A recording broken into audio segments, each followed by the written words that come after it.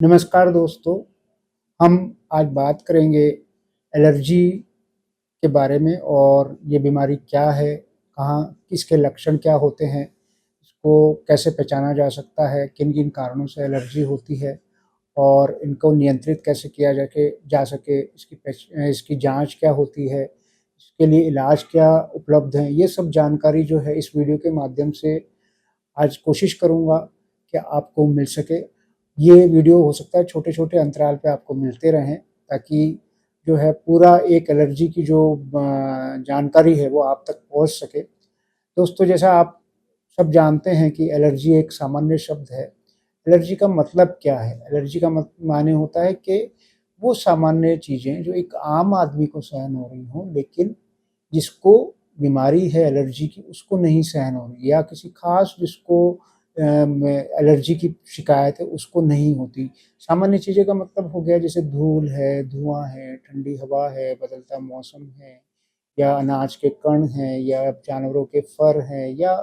खाने की चीज़ें हैं। इसके अलावा जो है दीवारों पे कई बार पपड़ी आ जाती है उसको फफूंद बोलते हैं वो है। तो ये सामान्य चीज़ें हैं जो आपके घरों के आस-पास रहती हैं और वो एक सामान्य इंसान तो सहन कर लेता है लेकिन एक एलर्जी वाला रोगी जो है वो नहीं इसको सहन कर पाता और उसकी वजह से उसको कई लक्षण पैदा हो जाते हैं जैसे छींके आ जाना, जुकाम हो जाना, नाक से पानी आना, आँखों में खुजली होना, कान में खुजली होना, आपके होठों के पास खुजली होना, कइयों को चमड़ी पे दाफड़ आते हैं और जब ये एलर्जी जो है आपके फेफड़ों में चली जाती है तो सांस नलियाँ सिकुड़ जाती हैं और आपको सांस की दिक्कत या खाँसी या जुकाम होना खाँसी या आपको जो है सांस में सीटी की आवाज़ आने लग जाती है, घर-घर की आवाज़ आने लग जाती है। तो ये फेफड़े से संबंधित एलर्जी के लक्षण होते हैं, जो एलर्जी के रोगी हैं, जिनको इस तरह के लक्षण होते हैं, तो वो इसका मतलब हो गया उनको श्वास नलियों के कारण एलर्जी है। इसके अलावा कुछ और रोगी भी होते हैं जिनको सिर्फ़ चमड़ी की एलर्जी होती है। चमड़ी की एलर्जी अगर है और साथ में फेफड़े की एलर्जी है, तो वो एक कॉमन एलर्जी मानी जाएगी और अगर खाने की एलर्जी है, खाने की एलर्जी में ज़्यादातर उल्टी आएगी, दस्त आएगा, जबकि फेफड़े की एलर्जी में साँस में तकलीफ़ होगी, जुकाम होगा, छींकें आएँगी, आँखें लाल होंगी और अगर खाली चमड़ी में ही तकलीफ़ है, तो वो चमड़ी की एलर्जी अलग होगी। तो एलर्जी के अलग-अलग प्रकार होते हैं, जिसमें 3 तरह की अपन मान सकते हैं। एक तो श्वास नलियों से होने वाली एलर्जी,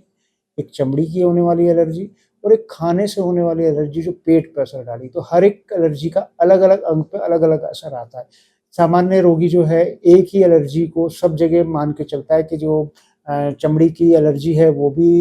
एक ही डॉक्टर देखता है जो एलर्जी का डॉक्टर है, जो पेट की एलर्जी है वो भी एक ही डॉक्टर देखेगा जिसका नाम एलर्जी में ज़्यादा है उसी को दिखाना है या श्वास नलियों की एलर्जी है तो वो रोगी को ये पता नहीं होता कि उसको डॉक्टर को किसको दिखाना है, तो वो एक एलर्जी स्पेशलिस्ट किसी को भी वो जिसको नाम उसने सुना होता है उसको दिखा देता है। पर मैं श्वास रोग की एलर्जी का डॉक्टर हूँ,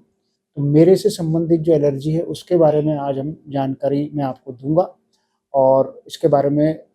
विस्तृत रूप से बताऊँगा, कहाँ-कहाँ, कैसे-कैसे एलर्जी को पकड़ना होता है। इनके लक्षण मैंने आपको पहले ही बताया जैसे छींके आ जाना,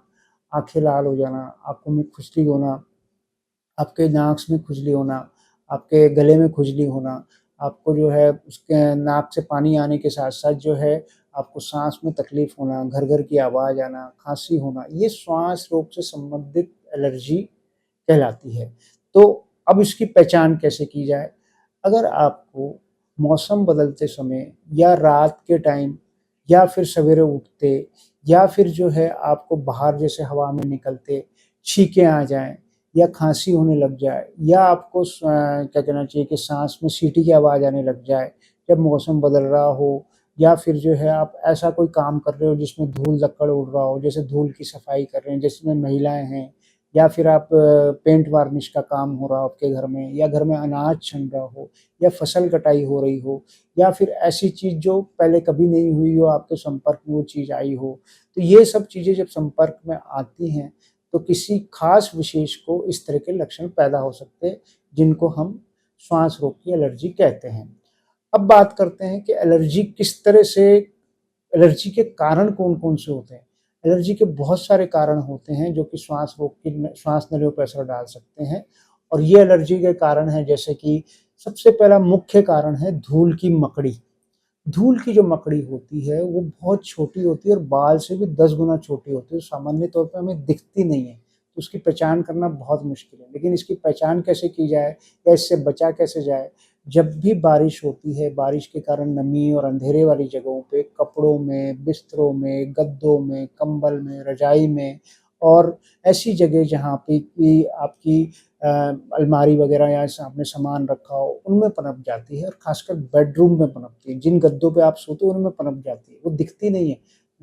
जो सामान्य मकड़ी होती है, वो ऐसी नहीं होती और वो दिखने के नहीं दिखने के कारण जो है, रोगी उसकी पहचान नहीं कर पाता। तो जब ये बारिशें होती हैं, उसके बाद में जो है नमी के कारण जो उनमें पनप जाएगी, ये मकड़ी और जब आप सवेरे उठते हैं, तो आपको जुकाम हो जाता है, छींकें आती हैं या फिर रात के टाइम साँस में दिक्कत होती है। तो बेडरूम में एलर्जी अगर है, तो ये मकड़ी उसका बहुत बड़ा कारण होती है। और उसके साथ-साथ जैसे दूसरी चीज़ है जैसे कई बार जो है आपके दीवारों पे नमी या पपड़ी आ जाती है, तो वो एक फफूंद होती है जिसको एस्परजिलस या बहुत सारी फफूंदों के अलग-अलग नाम होते हैं, वो फफूंद होती है और वो एलर्जी का एक बहुत बड़ा कारण बनती है और वो एलर्जी जो है आपके घर में ही पाई जाती है। घर की दीवारों पे अगर पपड़ी है नमी के कारण या फिर जो है कहीं ऐसी जगह जैसे बाथरूम है, वहाँ पर है, रसोई के अंदर है, तो ये एलर्जी का एक दूसरा कारण होता है। अब बात करते हैं तीसरे कारण के बारे में। तीसरा कारण है कॉकरोचेज़। ये जो मैं बता रहा हूँ, ये सारी घर के अंदर की एलर्जीज़ के बारे में बता रहा हूँ। कॉकरोच जो होते हैं वो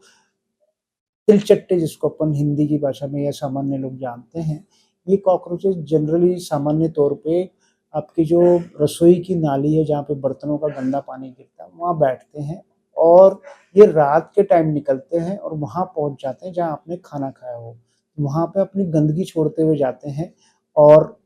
अक्सर ये देखा गया है कि रोगी जो है या सामान्य घरों में भी जो है खाना बेडरूम में खाते हैं और रात के टाइम जो ये कॉकरोच निकल के वहाँ पहुँच जाते हैं, तो अपनी गंदगी छोड़ के जाते हैं, तो आपकी एलर्जी जो है वहाँ बेडरूम में पहुँच जाती है। ये अपनी जो इनका मल होता है या जो तिलचट्टों का जो चमड़ी के रेशे होते हैं, वो बेडरूम में छोड़ जाते हैं। तो इसके कारण रात के टाइम आपको साँस में तकलीफ़ और सुबह के टाइम जुकाम होना, ये सब प्रक्रिया एलर्जी के रोगी को हो सकती है। धन्यवाद।